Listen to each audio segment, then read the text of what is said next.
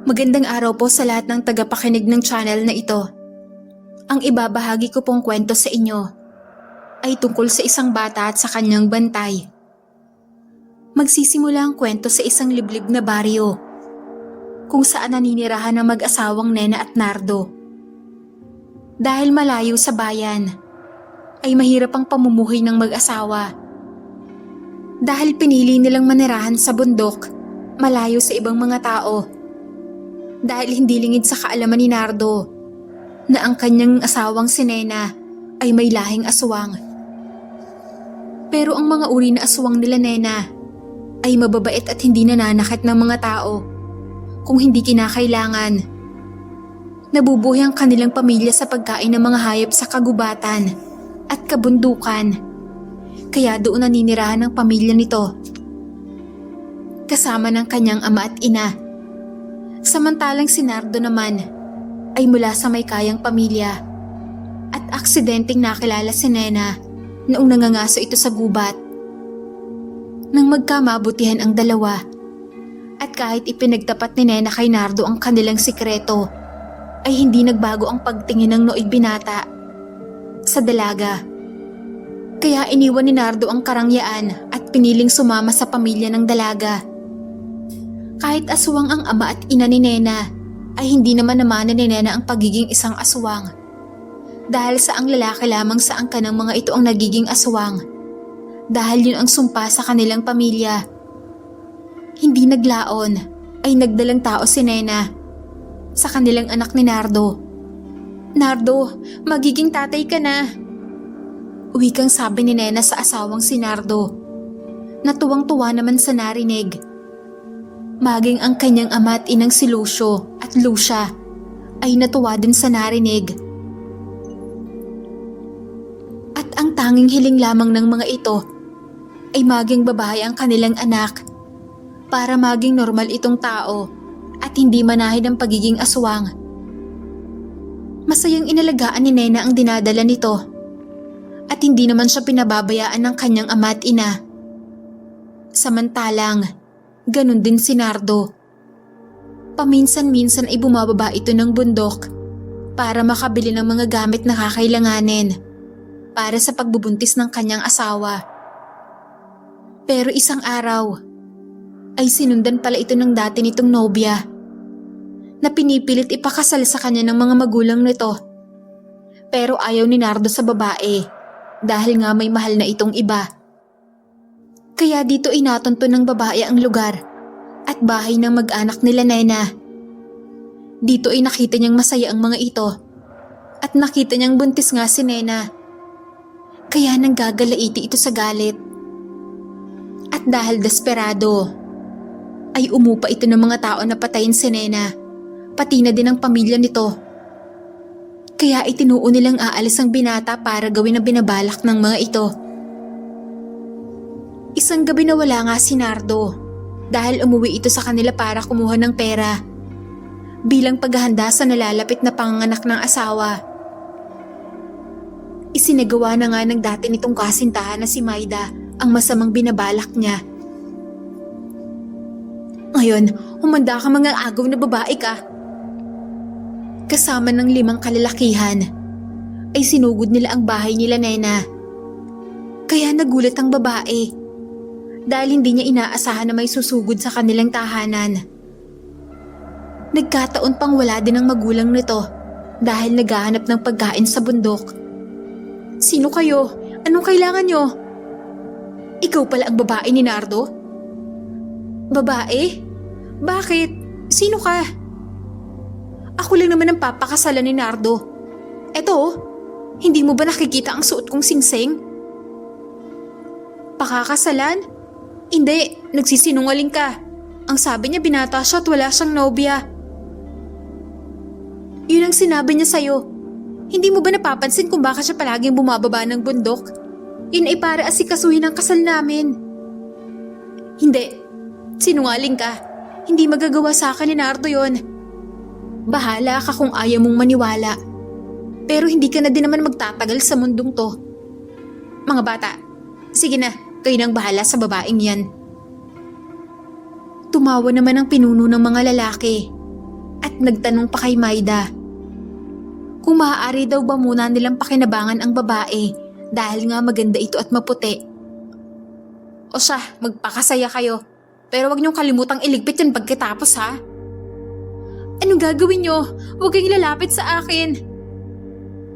Pero tumawa lamang ang mga lalaki. At dito ay lumabas na ng bahay si Maida at lumayo sa lugar.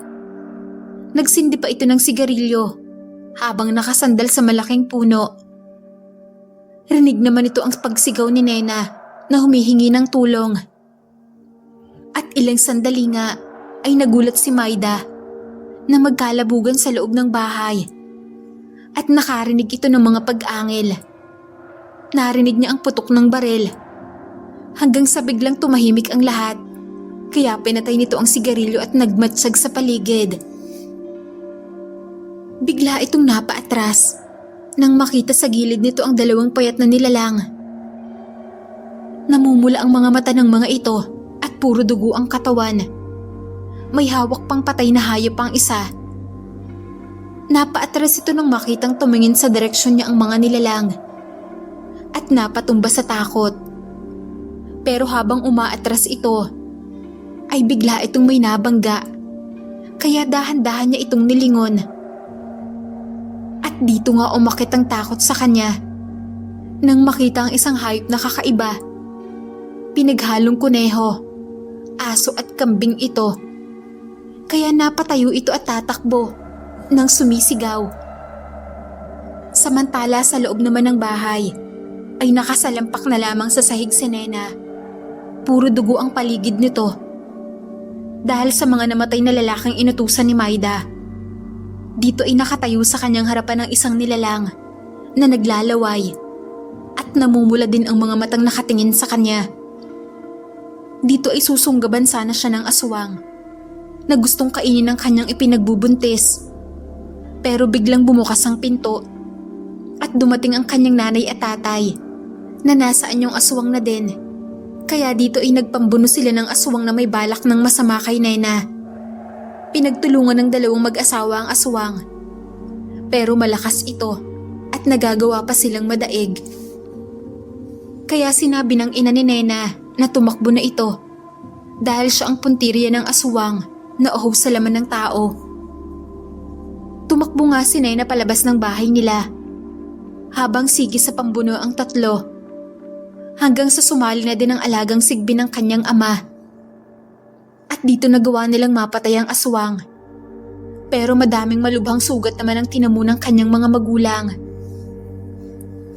Nay, Tay, ayos lang po ba kayo? Medyo hindi ayos anak. Malalim ang tinamo kong sugat at ganun din ang tatay mo. Ano po ang gagawin ko, Nay? Sinabi naman ng kanyang ama na iabot sa kanilang lana at ipapahid umano nila sa katawan para mabilis gumaling ang kanilang sugat. Pero aabutan pa ito ng ilang araw. Kaya yun nga ang ginawa ni Nena. Lingid sa kaalaman nila, ay tumakbo pala si Maida at humingi ng tulong sa mga tao sa pinakamalapit na baryo. At sinabing pinatay umano ng mga aswang ang mga kasama nito. Kaya dito ay mabilis na tinipon ng kapitan ng mga tao at pinuntahan ng lugar na sinasabi nito. Agad naman itong nalaman ng ama ni Nena dahil sa alaga nitong sigbin. At dahil hindi pa magaling ang mga sugat nila, ay hindi sila makakatakas sa mga ito. Sinabi ng ina ni Nena na baka ang babaeng nakita nila kanina ang siyang nagsumbong at baka kasama umano nito ang mga napatay na lalaki ng kalaban nilang aswang. Ang sabi naman ni Nena, nakasama nga umano nito ang mga lalaking napatay nila. Ano po ang gagawin natin, Nay? Tay! Dito ay nagkatinginan na lamang ang dalawang matanda at sinabing umalis na ito at iwan na sila. Hindi ko po magagawa yon. Hindi ko po kayo pwedeng iwan. Hindi naman siguro nila tayo aanuhin. Magpapaliwanag ako na iba ang pumatay sa mga lalaking to. Ngunit nagwika ang kanyang ama na hindi na umano ito uubra dahil kahit anong paliwanag nila ay hindi sila papakinggan ng mga tao dahil sa mga patay na nakakalat sa loob ng kanilang tahanan. Kaya ang mabuti nitong gawin ay iligtas ang kanyang sarili at ang anak nito. Hayaan na umano nito sila at matanda na rin naman ang mga ito. Hanapin umano nito ang kanyang asawa at mamuhay ang mga ito ng maayos at payapa. Inutusan din ng kanyang ama ang alaga nitong Sigbin na bantayan ang kanyang magiging apo. Kaya dito ay itinulak na ang kanyang mga magulang si Nena palabas ng bahay. Umiiyak naman itong niyakap ng kanyang ama at ng kanyang ina sa huling pagkakataon. Dahil kahit aswang ang mga ito, ay mababait naman at hindi kailanman nananakit ng tao. Pero dahil papalapit na ang mga tao, ay hinila na si Nena papalayo ng Sigbin at isinarado na ang kanyang mga magulang ang pinto. Kaya umiiyak itong tumakbo papalayo sa lugar habang hawak-hawak ang kanyang tiyan. Nagtago ito sa malayo kung saan nakikita pa rin ito ang kanilang bahay.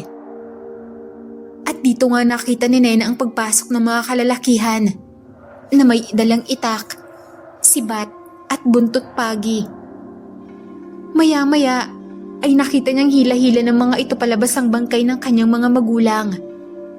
Kaya napahagulhol na lamang ito sa iyak. Hanggang sa nakita niyang sinunog na ng mga itong kanilang bahay, kasama ng bangkay ng kanyang mga magulang. Kaya wala nang nagawa si Nena, kundi ang lumakad papalayo sa nasusunog nilang bahay at pinilit na makalayo sa lugar. Habang naglalakad dito papalayo, ay nakarinig pa ito ng mga boses at boses yun ni Maida. Bilisan nyo, baka nandito lang sa paligid ng anak ng mga aswang. 2 matanda lang ang nandoon. Hanapin nyo, madali kayo. Kaya dito ay kinabahan ito dahil may papalapit na mga sulu sa kanyang kinalalagyan. At may kasama pang aso ang mga ito. Hindi din siya makatakbo ng mabilis dahil nga sa buntis siya. Hanggang sa nakita nitong tumakbo sa ibang direksyon ng alagang Sigbin ng kanyang ama. Narinig na lamang nito ang sigawan ng mga tao na andun umano. Kaya palihis na ang mga ito lumayo sa direksyon niya. Nakalayo na ng tuluyan si Nena sa kanilang bahay. Tinahak nito ang kabundukan. Lakad lamang ito ng lakad.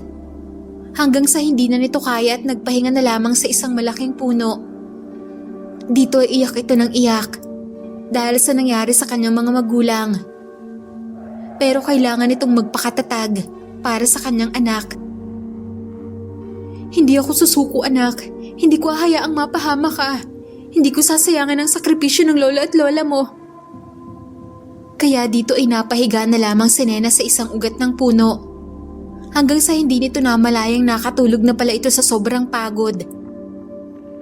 Wala namang kamalay-malay si Nardo sa nangyari sa kanyang asawa at sa pamilya nito.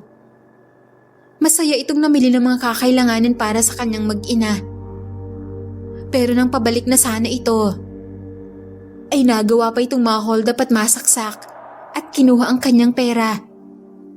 Pinalo pa ito sa ulo, dahilan para mawalan ito ng malay. At pagising niya ay nasa ospital na ito. Samantala kay Nena naman, ay nagising lamang ito nang may gumising sa kanyang isang babae na may kasamang bata na nasa 10 taong gulang. Miss, gising. Ayos ka lang ba? Nasaan ako? Sino kayo? Ikaw po ang dapat namin tanungin, Ale. Anong ginagawa mo dito sa gubat? Bakit ganyan ang itsura mo? Buntis ka pala at mukhang malapit ka ng mga anak ha. Nene, tulungan mo ang Ale. Alalayan mo para makatayo. Sige po, nanay.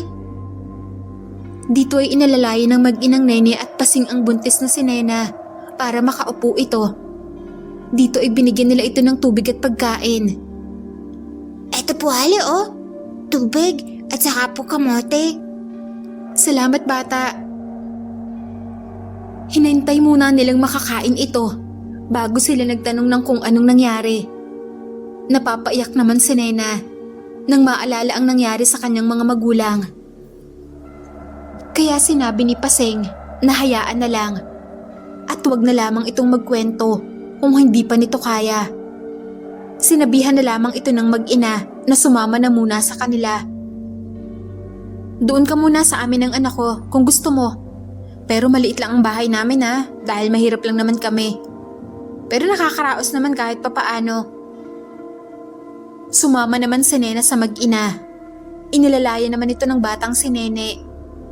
Kaya nagtanong si Nena kay Paseng kung bakit dalawa lamang sila ng anak niya at anong ginagawa nila sa bundok. Oo, dalawa lang kami namumuhay ng anak ko.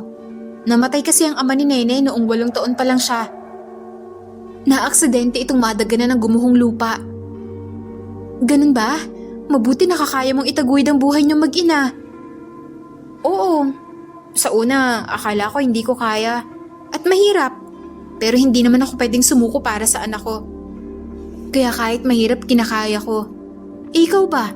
Nasaan ang tatay ng anak mo? Bakit ka napadpad sa bundok? Hindi ko na alam kung nasaan ang tatay nito. May pumatay kasi sa mga magulang ko. Pinatakas lang nila ako. Kaya ako napadpad sa bundok. Lakad takbo nga lang ang ginawa ko. Hanggang sa hindi ko na kaya. Nakatulog na ako kung saan niyo ko nakita. Naku, nakakahabag naman pala ang sinapit mo. Mga rebelde ba ang pumatay sa mga magulang mo?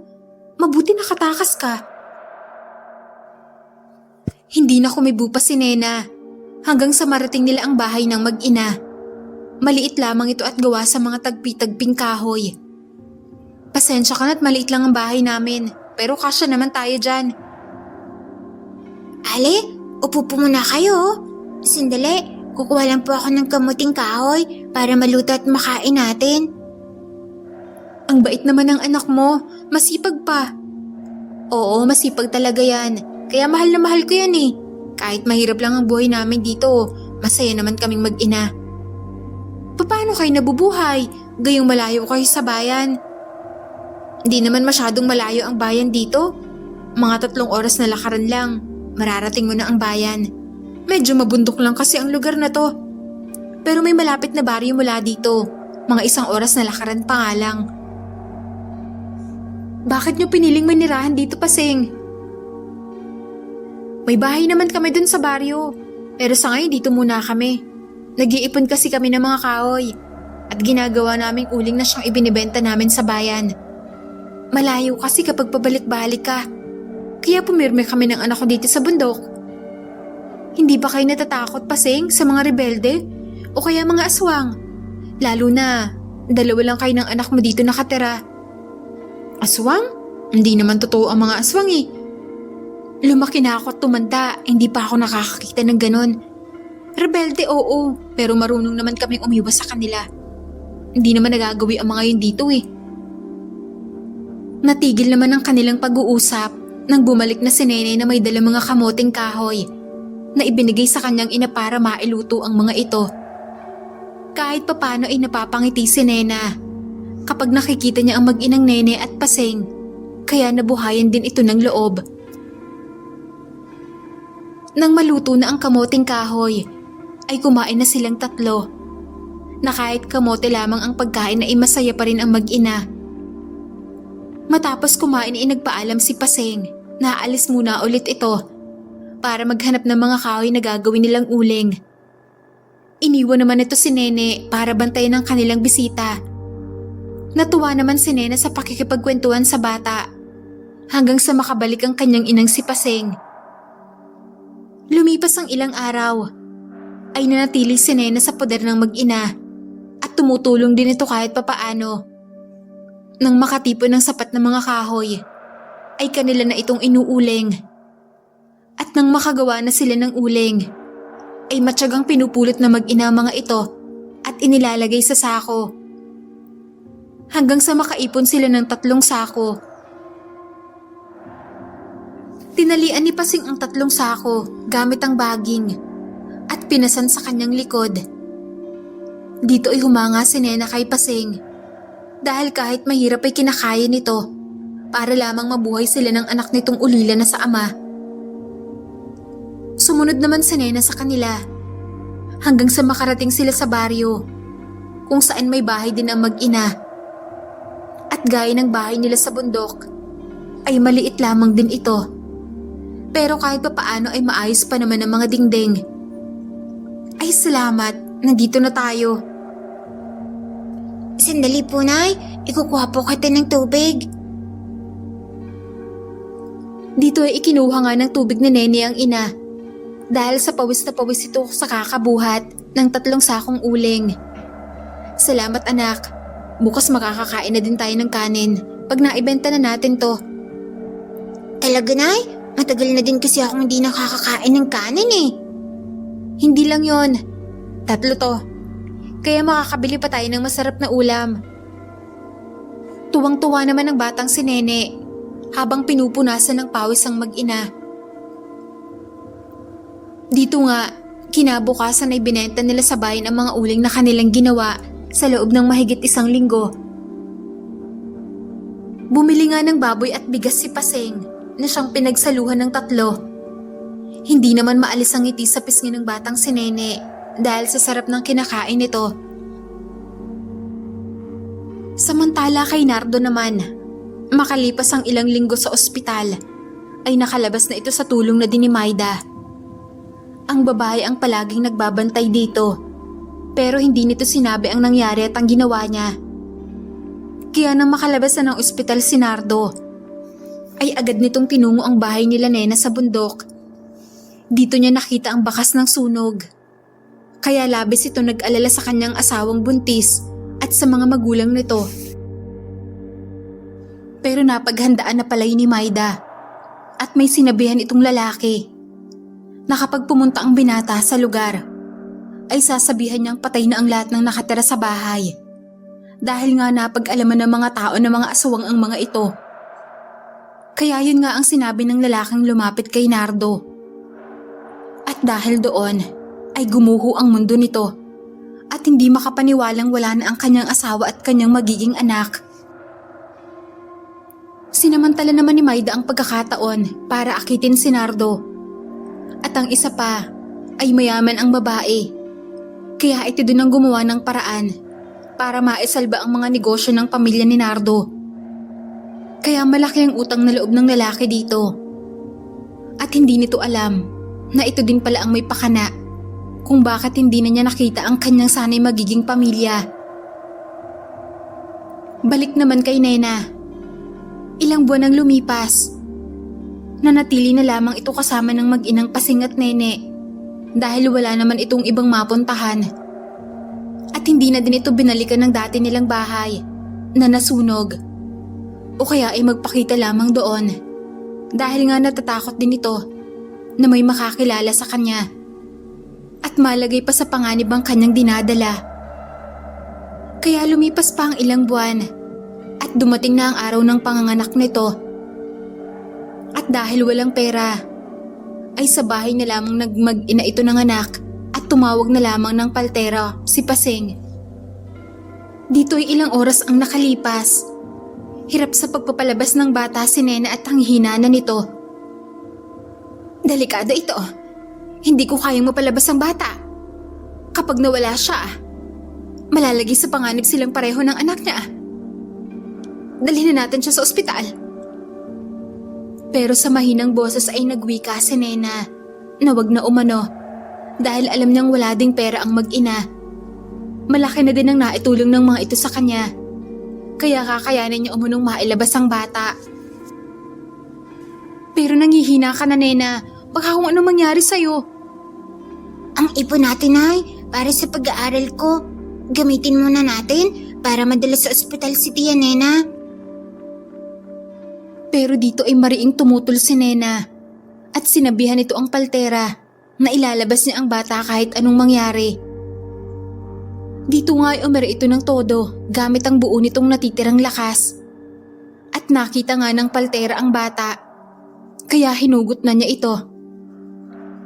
Umiyak nga ang sanggol, kaya napangiti naman sila Nene at Paseng. Nena, lumabas na ang anak mo. Babae siya, Nena. Nena? Nena! Dito ay nakita ni Paseng si Nena na nangihina na at may binubulong ito. Kaya inilapit ni Paseng ang tenga nito kay Nena. Paseng, Salamat sa inyo ni Nene. Naging masaya akong kasama kayo. Kahit sandali lang. Ikaw na sana ang bahala sa anak ko, Pasing, ha? Huwag mo siyang papabayaan. Hanapin niyo ang ama niya. Pakiusap. Ang ama niya ay nagngangalan na. Dito ay naputol na ang boses ni Nena dahil nawala na ito ng hininga. Kasabay ng ingay na dala ng pag-iyak ng kanyang anak, ay siya namang katahimikan ang bumalot sa pagpanaw ni Nena. Kaya hindi naman maiwasang mapaluhan ni Pasing sa nangyari kay Nena at sa isiping paano niya bubuhayin ang bata. Nay, ano pong nangyari kay Tia Nena? Nakatulog ba siya? Wala na siya, anak. Pumanaw na ang Tia Nena mo. Ano po? Paano po ang baby niya? Tayo ang mag-aalaga sa sanggol, anak. Mahirap, pero kakayanin natin. Akong bahala sa inyo. Maging si Nene ay naluha na din sa pagpanaw ni Nena. Dahil na din sa awa sa bagong silang na sanggol na wala ng ina at wala pang ama.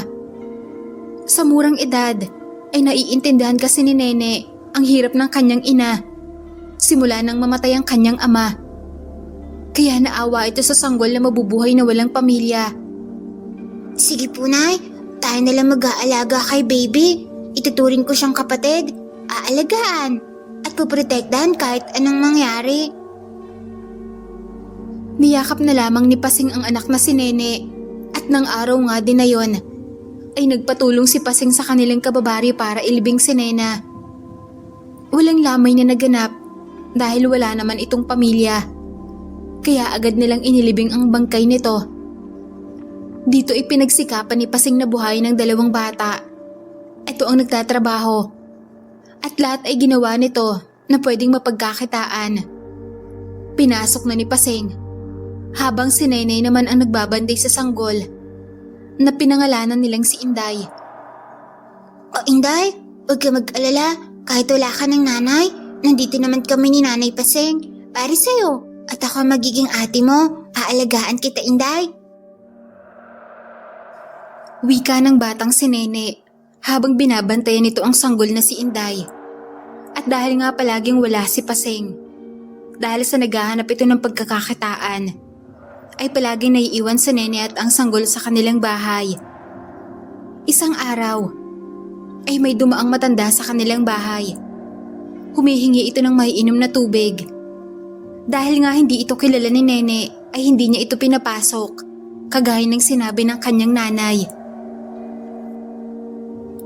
Magandang araw sa inyo, Inaeng. Maaari ba ako makahingi ng tubig sa'yo? Dun po sa poso, Lola. Sa unahan po may poso po doon. Dun na lang po kayo uminom. Malinis naman po ang tubig doon. Hindi pa po kasi ako nakakapag-igib. Walang bantay po ang kapatid ko eh. Ganun ba? Kailan ba ng kapatid mo ang naririto? Opo, Lola. Wala pa po kasi ang nanay ko. Pero mamaya dito na po yun. Maaari ba akong pumasok, Inaeng? Naku, Lola. Wag na po. Malit lang po ang bahay namin. Saka wala din naman po ako maibibigay sa inyong pagkain. Magpapahinga lang naman ako sandali, Inaeng. Napagod kasi ako sa paglalakad. Doon na lang po kayo maupo sa papag, Lola. Sa may lilim ng puno, mahangan pa po doon. Mainit po kasi dito sa loob ng bahay namin eh. Nainis naman ng matanda dahil ayaw talaga siyang papasukin ng batang si Nene at madami itong dahilan. Hindi dahil sa alam nito na aswang ang matanda, kundi dahil ayaw niyang maistorbo ang tulog ng kanyang kapatid na si Inday. At isa pa, ay nababahuan din siya sa amoy ng matanda, kaya hindi niya talaga ito pinapapasok. Wala nang nagawa ang matanda kundi ang maupo sa papag na itinuro sa kanya ng bata. Maya-maya ay may tumawag naman kay Nene at isa ito sa kanilang kababaryo na si Aling Bebang.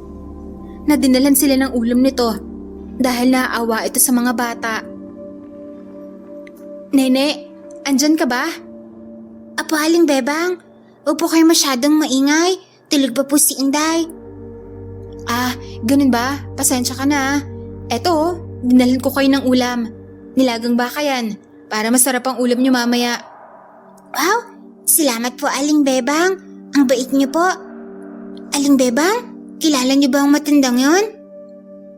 Ha? Matanda? Nasaan? Teka, nawala na. Nakaupo lang siya kanina dyan.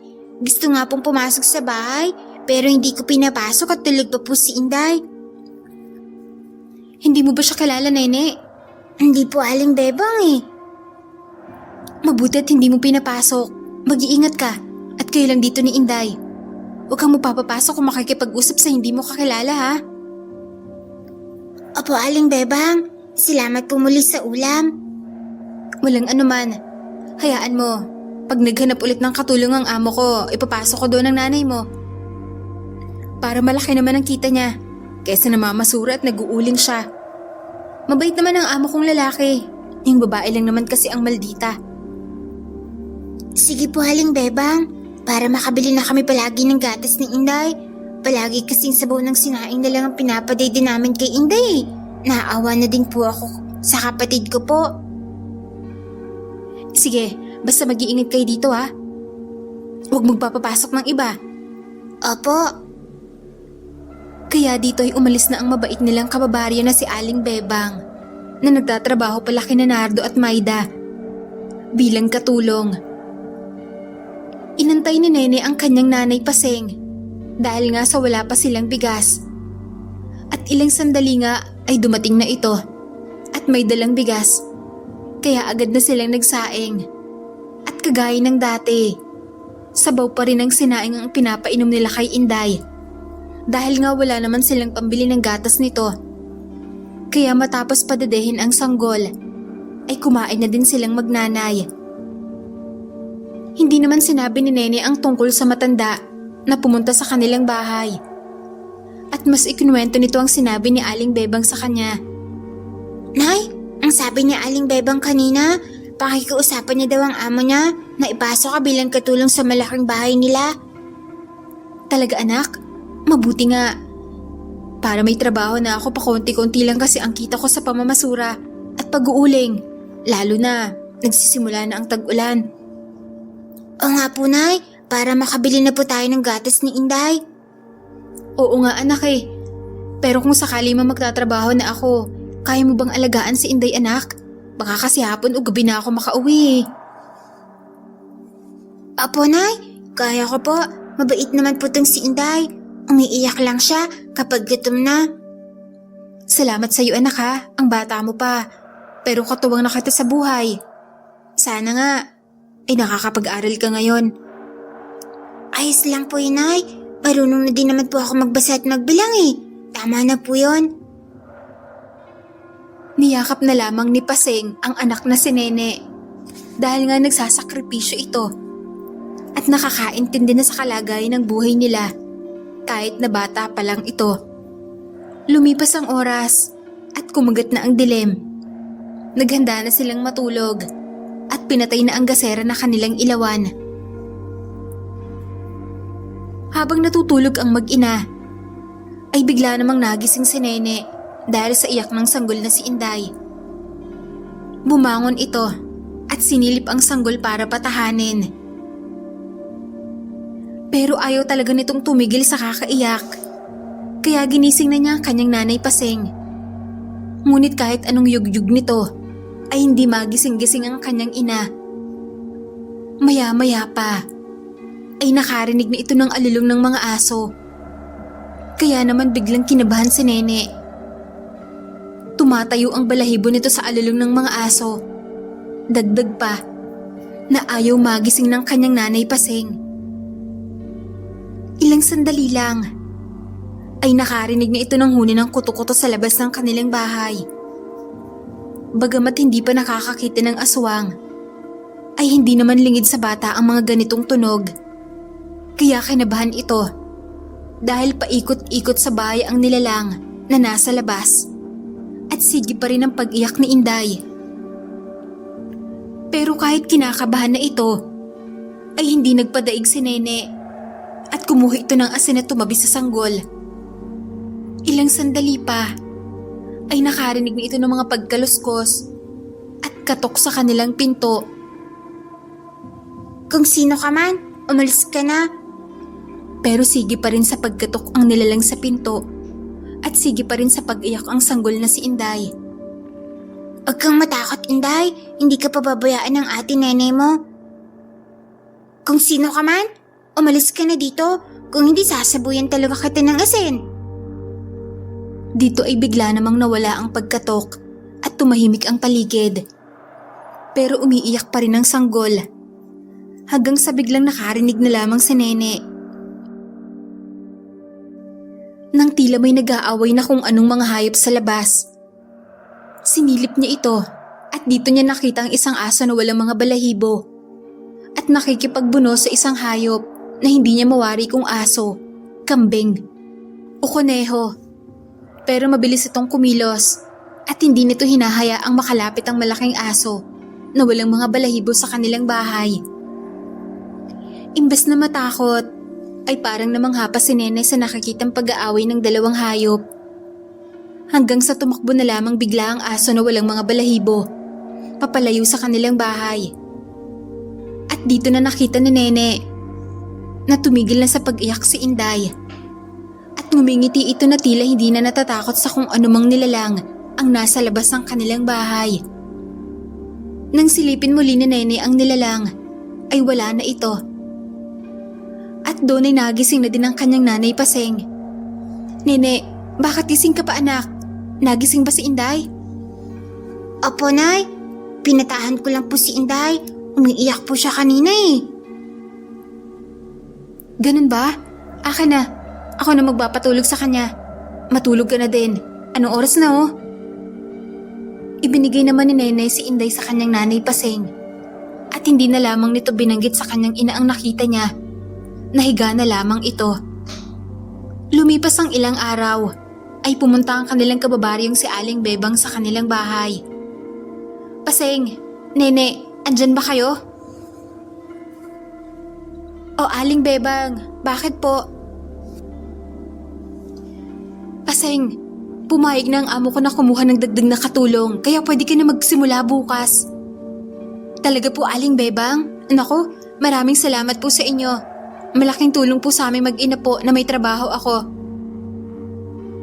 Kaya nga, saka pwede ka namang umuwi ng hapon. Papasok ka lang ng alas 7 ng umaga. Pwede ka nang umuwi ng alas 5. Sige po Aling Bebang, para naman nandito ako sa bahay kapag gabi at walang kasama si Nene at Inday dito. O paano? Susunduin kita bukas ng alas 5 para hindi tayo mahuli. Sige po Aling Bebang, maraming salamat po talaga sa inyo. Kaya dito ay tuwang-tuwa ang mag-inang Nene at Paseng. Nay, mabibilhan na po natin ng gatas si Inday. Oo anak, sa sweldo ko, bibili ka agad tayo ng gatas ni Inday.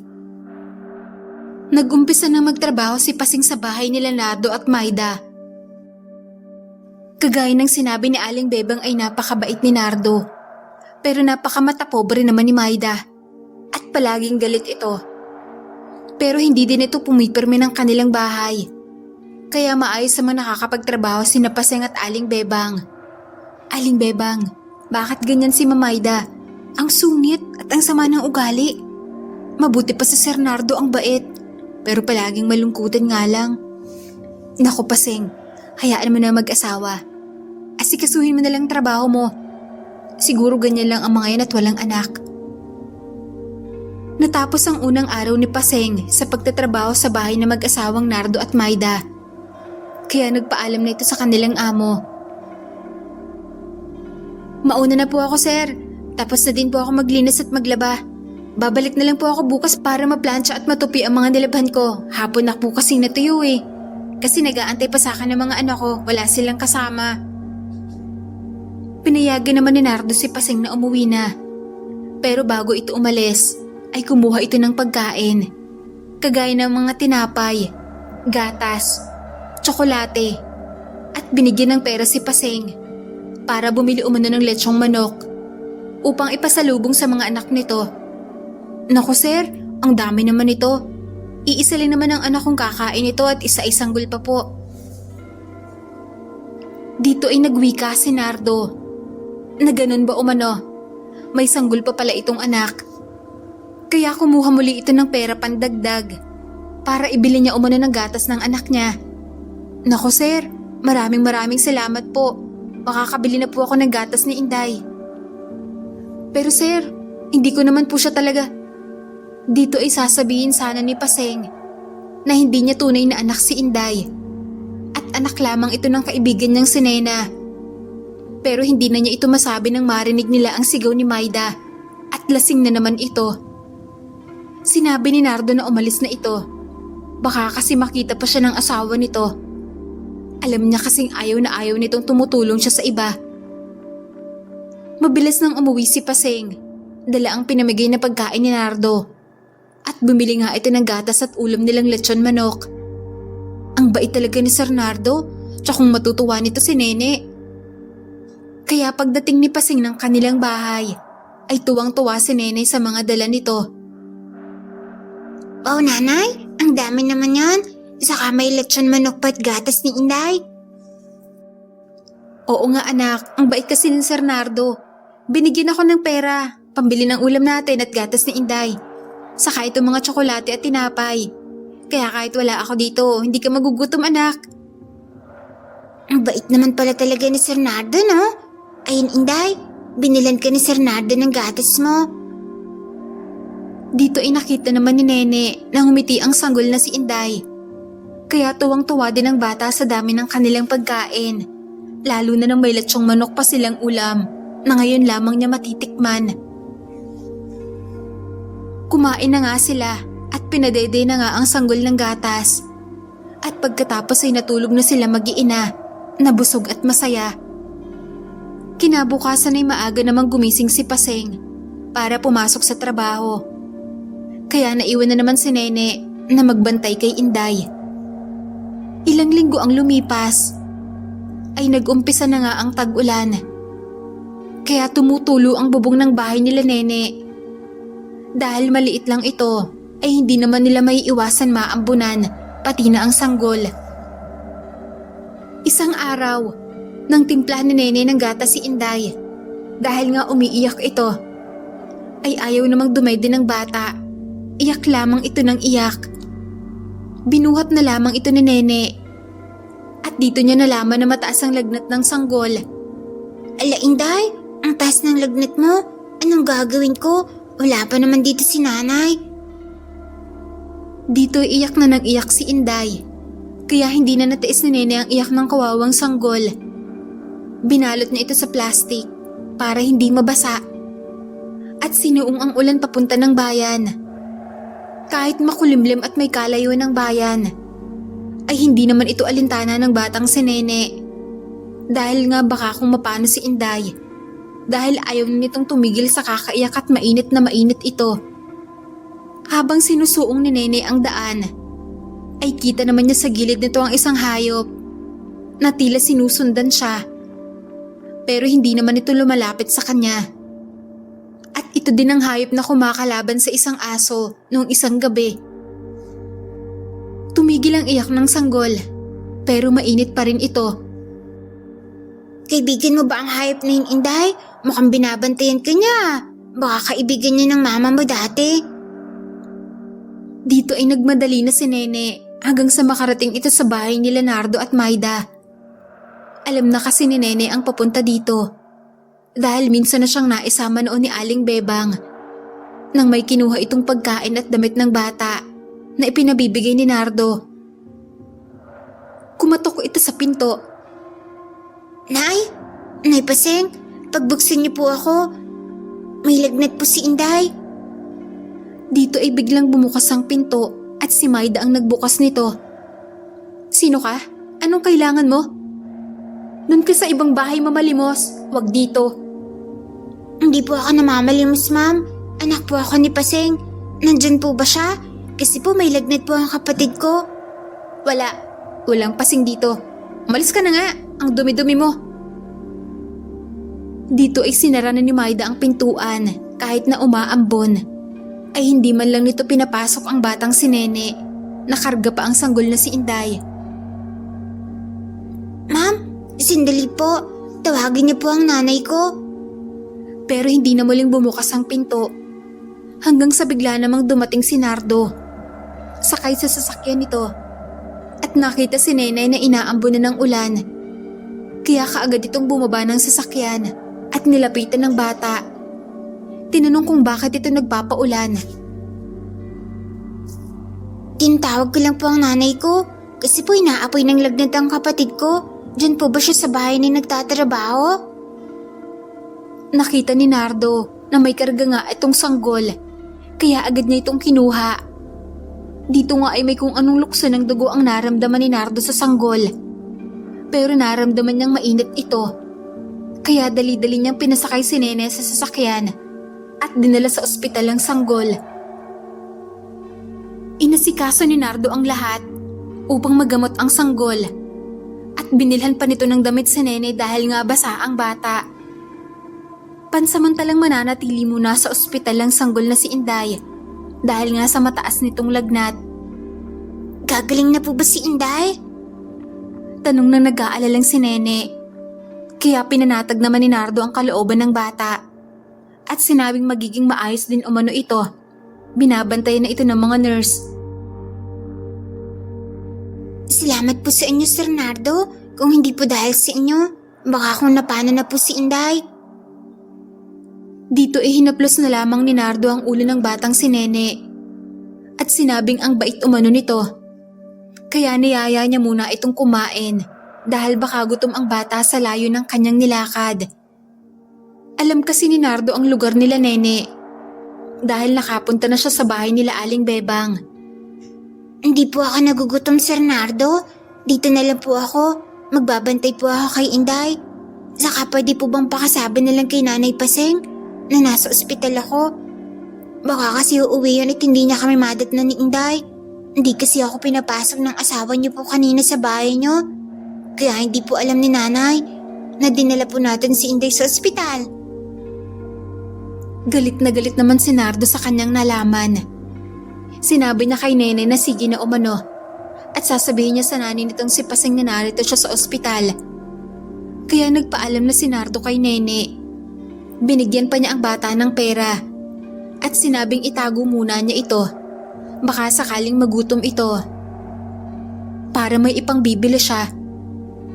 Umalis na ito at hinabilin pa ang bata sa ilang mga nurse ng ospital na nangako naman na titingnan nila ito. Pagdating ng bahay nila ay agad namang sinabihan ni Nardo si Paseng na puntahan ang anak sa ospital. Dinala nila ito kanina nang makita niya ito sa labas ng bahay. Inaapoy umano ng lagnat ang bunso niya, kaya isinugod nila ito. Andun din umano si Nene, kaya lumakad na ito. Sabay abot nito ng pera kay Paseng at sinabing wag itong mag-alala sa mga gastusin sa ospital at siya na umano ang bahala. Agad namang lumakad si Paseng at dito ay nag-away nga ang mag-asawa dahil sa ginawa ni Maida na pabayaan ng mga bata na muntik ng makonbulsyon kung hindi na agapan. Aba, pakialam ko naman doon. Di ko naman kaano-ano yung batang yon. Saka bakit ka ba nag-aaksaya ng pera sa hindi mo naman kaano-ano? Sinabi naman ni Nardo na ang sama umano pala talaga ng ugali nito. Kung alam niya lang, ay hindi na sana ito nagpakasal dito. Sana ay ano, ha, Nardo? Kung buhay lang ang nobya mong aswang na ipinagpalit mo sa akin dati? Dito ay nagulat si Nardo sa sinabi ni Maida. Kaya tinanong niya ito kung paano niya umano nalaman na may nobya siya. Tinanong pa ito ni Nardo kung may kinalaman ba umano ito sa nangyaring pagkasunog at pagpatay sa pamilya ni Nena. Huwag mo kong pagbintangan ha, wala akong alam sa sinasabi mo. Sabay iwas ni Maida at pumunta ito sa kanilang kwarto. Duda naman si Nardo sa ikinilos ng asawa nito at malakas ang pakiramdam nito. Baka may kinalaman nito sa pagkapatay ng kanyang mag-ina noon at ng pamilya nito. Pero hinayaan na muna niya ito. Samantalang, dumating naman si Paseng sa ospital at nakita si Nene na nakabantay sa gilid ng sanggol na si Inday. Kaya nilapitan niya ito. Nene, anak. Nanay Paseng, Mabuti po narito na kayo. Si Inday po, sinugod naman sa ospital kanina ni Sir Nardo. Kasi ang taas po ng lagnat niya. Oo anak, sinabi sa akin ni Sir ang nangyari. Ikaw, kamusta ka? Ayos ka lang ba anak? Apo Nay, ayos lang po ako. Binilan po ako ni Sir Nardo ng bagong damit. Kasi po, basang-basa ako kanina. Mabuti naman, pasalamat na lang kahit ang bait ng amo ko. Nay Paseng, iniisip ko kasi kanina, wala naman pong anak sila Sir Nardo. Baka pwedeng ipaampon na lang natin si Inday sa kanila. Kasi mayaman sila, madaming pera, tsak maalagaan po nila ng maayos si Inday kaysa po sa atin. Gusto mo ba na ipaampon na lang natin si Inday, Nene? Kung ako po nanay, ayaw ko din po sana. Pero naawa po ako kay Inday kapag nagkakasakit siya. Katulad kanina, ang sabi po ng doktor, kung hindi naagapan, pwede po siyang mamatay. Mahirap po kasi nanay nang walang pera eh. Dito ay naluluhang niyakap na lamang ni Paseng ang anak na si Nene at sinabing sige umano at tatanungin niya ang kanyang among lalaki kung payag ito. Sa ospital na nagpalipas ng gabi ang mag-ina, bumili na lamang ng pagkain si Paseng para sa kanila at doon na din kumain habang binabantayan ng sanggol. Kinabukasan inagising si Nene nang narinig nito ang tawa ng sanggol na si Inday. Naging maayos na ang kalagayan nito na kahit ang mga doktor ay nagtataka dahil sa mabilis na pagaling ng sanggol na kahapon ay muntik na itong mamatay. Ayan, ayos ka na Inday, mabuti naman. Sinabi ng doktor na maaari na silang lumabas dahil naging mabuti na ang bata. Maganda na ang ngiti nito na tila hindi dumaan sa sakit. Nakangiti ito kay Nene. Kaya dito ay biglang nagbago ang isip ng bata na wag nang ipaampon si Inday. At bahala na umano, aalagaan na lamang niya ito. Dahil hindi niya kayang mawalay ito na itinuring na niyang kapatid. Lumabas na nga ng ospital ang mag-ina at umuwi na sa kanilang bahay. Sakto namang nakalabas na sila bago dumating si Nardo sa ospital. At tinanong pa ang mga nurse kung nasaan na ang batang naka-admit. Pero sinabi ng nurse na nakalabas na umano dahil mabuti na ang lagay ng bata. Kaya nagtaka ito. Sinundan nito ang mag-ina sa kanilang bahay. Nagpasama pa ito kay Aling Bebang para matuntun ang bahay ng mag-ina. At dito nga natagpuan ni Nardo sila Nene at Paseng sa isang sira-sara ng bahay. Nagulat naman na mag-ina nang makita si Nardo. Sir Nardo, ano pong ginagawa niyo dito? Maupo po muna kayo. Pasensya na po kayo sa bahay namin, sira-sira na po.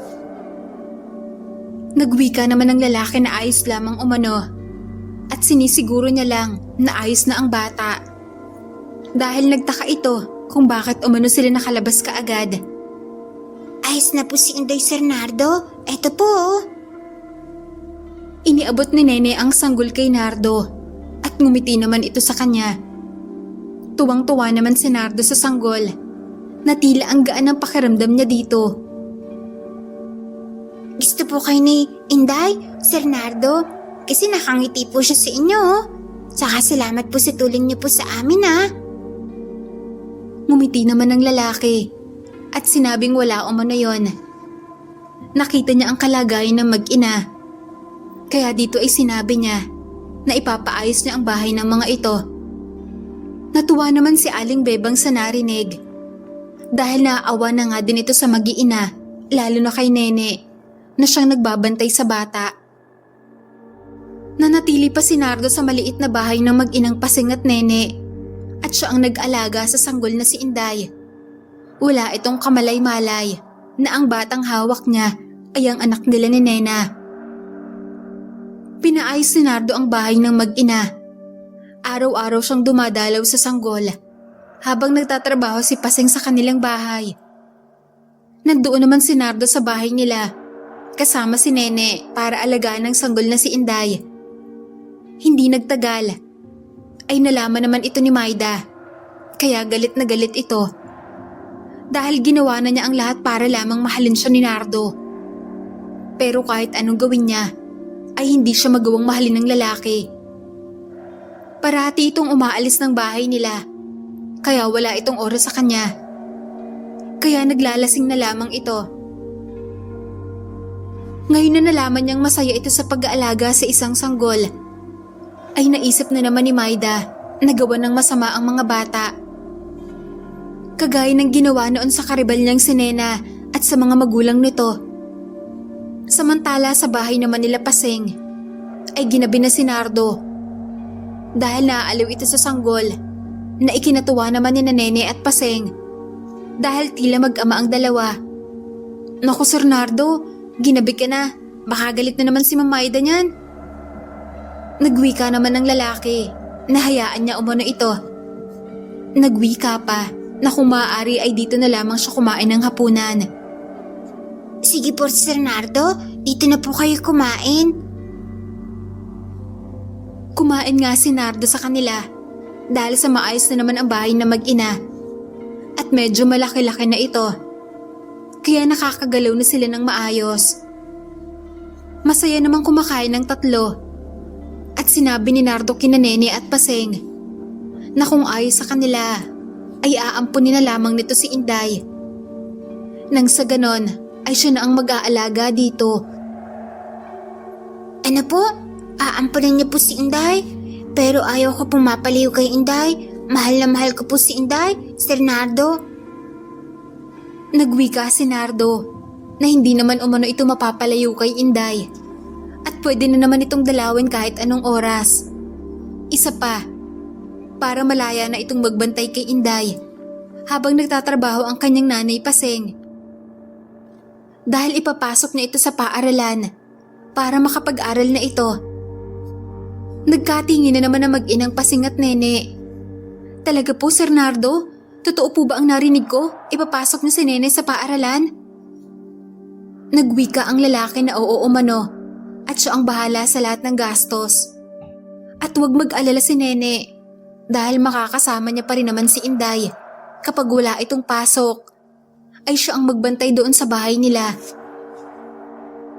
Tuwang-tuwa naman ang mag-ina at pumayag ng ipaampon si Inday kay Nardo. Kaya matapos ang kanilang pag-uusap, ay uuwi na sana ito.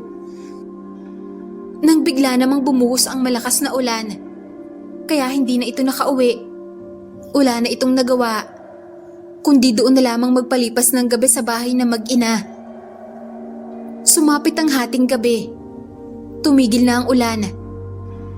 Habang natutulog naman sila, ay muling nagising si Nene dahil sa pag-iyak ni Inday. Kaya napabangon muli ito. Napabangon din si Nardo dahil nga naramdaman itong bumangon si Nene samantalang tulog pa rin si Paseng. Inday, bakit? Wala ka namang lagnat ah. Nagugutom ka ba? Lumapit si Nardo kay Nene para sana kunin si Inday. Nang bigla silang nakarinig ng alulungan ng mga aso at pamilyar rin kay Nene. Naku Sir Nardo, bumalik na naman siya. Yung malaking aso na wala pong balahibo. Dito ay alam na ni Nardo na aswang ang tinutukoy ni Nene.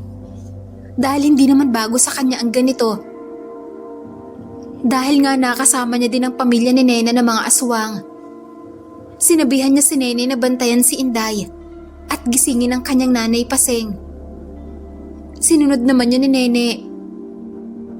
Pero kahit anong pagyugyug talaga ang gawin niya sa kanyang nanay, ay ayaw talaga nitong magising. Kaya hinayaan na lamang niya ito. Nakarinig naman sila ng kaluskusan sa paligid at mas tumindi pa ang pag-iyak ni Inday. Inday, huwag kang matakot. Narito ang ate Nene at Sir Nardo. Hindi ka namin pababayaan. Maya-maya ay may kumatok na sa pinto ng bahay nila Nene. Kaya hinugot ni Nardo ang balisong nito na gawa sa tanso na lagi niyang dala. Sinabihan si Nene na wag iwan si Inday. Kaya lumapit ito sa pinto at tinanong kung sino umano ang kumakatok pero wala namang sumasagot. Sa pangatlong katok niya ay binuksan ni Nardo ang pinto. At dito ay panandalian itong hindi nakagalaw dahil sa gulat. Nang makita ang isang nakakatakot na nilalang na nagbabaga ang mga mata, kulubot ang mukha at naglalaway. Agad siyang hinila ng nilalang palabas ng bahay at hinagis. Kaya napatilapon si Nardo. Nabitiwan nito ang kanyang balisong. Napasigaw naman si Nene nang makita ang nilalang na nasa pinto. Akma na sanang papasok. Pero biglang may sumunggab dito na isang nilalang. At ito ang palaging nakikita ni Nene na laging umaaligid sa bahay nila at sumusunod din sa kanya noong dalhin niya si Inday sa bayan. Nagpambuno ang aswang at ang nilalang na sigbin. Pinilit ng gisingin ni Nene ang nanay niya, kaya binuhusan na niya ito ng tubig. Dito pa lamang nagising si Paseng. "Anak, bakit mo naman ako binuhusan ng tubig?" Nay, ayaw niyo po kasing magising. May aswang po, Nay. Nasa labas po ng bahay. Madali po kayo. Dali-daling bumangon si Paseng para tingnan. At dito nga nakita niya ang dalawang nilalang na naglalaban. At nakita niya si Nardo nakakabangon lang dahil sa pagtilapon sa kanya ng aswang. Asin! Sandali! Anak, huwag kang lalabas. Isarado mo ang pinto." Dito ay kumuha ng asin si Paseng at lumabas ng bahay. Tinulungan pang makatayo ng maayos si Nardo. Nakita naman ni Nardo ang pag-aaway ng aswang at ng kalaban nitong sigbin. Dito niya nakita na parang pamilyar sa kanya ang sigbin na kalaban ng aswang. Pero hindi na niya muna yun inisip kung saan niya ito nakita. Sinugod niya ang aswang at inambahan ng saksak. Pero mabilis itong nakakaiwas. Akma sanang tatakbo ito papunta kay Nene na nakatingin sa kanila mula sa pinto na hawak-hawak si Inday. Pero hindi ito nagawa ng aswang dahil sinunggaban siya ng sigbin sa lieg. Nakatsyempo din si Paseng na sabuyan ito ng asin, kaya napahiyaw ang aswang. At dito na nakabuelo si Nardo, nasaksakin ito ng balisong. Kaya napaluhod na lamang ang aswang at ilang ulit pa itong sinaksak ni Nardo hanggang sa mapatay niya ito. Saka lang din ito binitiwan ng sigbin. Matapos mapatay ang aswang, ay agad namang tumakbo ang sigbin sa kinaroroonan ni Nene. Hindi naman natakot ang bata. Sa halip ay lumuhod pa ito para ilapit ang sanggol na si Inday sa sigbin, na nakangiti namang hinawakan pa ng sanggol ang sigbin. Nakita nila Paseng at Nardo kung gaano kaamo ang sigbin. Nay, tingnan niyo. Palagi niya kaming binabantayan ni Inday. Oo anak, dahil alagay ng tiya Nena mo. Baka hinabilin niya si Inday sa kaibigan niyang sigbin. Dahil nakikita pala noon ni Paseng, nakasama ni Nena ang sigbin. Nang marinig naman ni Nardo ang pangalan ni Nena, ay nanlaki ang mga mata nito. At tila naaalala na ang sigbin nga ay ang alaga ng ama ni Nena. Kaya agad nitong tinanong si Paseng kung kilala niya ba umano si Nena. "Opo, Sir Nardo. Kaibigan ko si Nena. Natagpuan siya namin ni Nena sa bundok habang nag-uuling pa kami. Si Nena ang tunay na ina ni Inday. Kaso namatay ito nang ipinanganak niya ang bata. Hinabilin nga sa akin na hanapin ko daw ang ama ng bata kaso hindi ko naman po kilala kung sino." Napaiyak naman si Nardo na lumapit sa anak niya, ang anak nila ni Nena. Napaluhod ito at kinuha nito si Inday kay Nene at nagwika na kaya pala ang gaan ng loob niya sa bata dahil anak niya pala talaga ito. Sinabi niya kay Nene at Paseng na kasintahan niya si Nena at may sumunog sa bahay ng mga ito. Ang akala niya ay patay na ito at nakasama ito sa nasunog na bahay. Pero hindi pala. At ngayon ay buhay ang anak nila. Kapwa naman nagulat sina Paseng at Nene sa kanilang nalaman. Pero mas nagulat sila nang may nagsalita. At ito ay si Maida na may hawak na baril. Nabuhay pa pala ang babaeng aswang na yon. Pero mabuti at namatay na din. Hindi ako papayag na mabuhay pa ang anak niya. Dito ay itinutok nito ang baril sa sanggol at pinaputok. Mabilis namang pinotektahan ni Nardo ang sanggol para hindi ito tamaan. Pero nagulat ito nang humarang din si Nene, kaya ang bata ang tinamaan ng bala. Nene, anak! Dito ay magpapaputok pa sanang muli si Maida. Pero hindi ito nakatama nang sunggaban ito ng sigben sa leeg at pinagkakagat. Nilapain ng sigben na tila galit na galit sa kanya hanggang sa mamatay ito. Nene! Anak! Nene! Nay, ayos lang po ba si Inday? Oo anak, pero ikaw anak. Nene, anak ko! Dito ay dumating naman sila Aling Bebang at ang iba pa nilang kababaryo dahil sa narinig na putok ng baril. Nakita nga nila ang nangyari. Bigla namang tumakbo ang sigben, kaya naabutan lang nila ang patay na katawan ni Maida. Pati na din ang aswang. Mabilis naman nilang isinugod si Nene sa ospital at sa kabutihang palad ay naligtas naman ang bata. Laking pasasalamat ni Paseng dahil nakaligtas ang kaisa-isa nitong anak na si Nene. Lumipas ang ilang buwan, nakalabas si Nene sa ospital at hindi na umuwi sa kanilang bahay dahil inampun na din ito ni Nardo. At doon na ito tumira sa kanilang bahay kasama ang ina nitong si Paseng. Lumipas ang isang taon, pina-enroll ni Nardo si Nene sa paaralan. Kaya nakakapag-aral na ang bata. Samantalang si Paseng at Aling Bebang naman ay namamasukan pa rin sa kanila. Pero masaya na ang dalawa dahil wala na ang amo nilang babae na masungit na si Maida. Bumawi naman si Nardo sa anak na si Inday at sa mag-inang Paseng at Nene na malaki ang tulong sa kanyang mag-ina. At ang sigbe naman ay palagi nilang nakikita na umaaligid lamang. Kapag walang pasok naman si Nene, ay kalaro nito si Inday. Kaya napapangiti na lamang si Nardo kapag nakikita ang dalawa.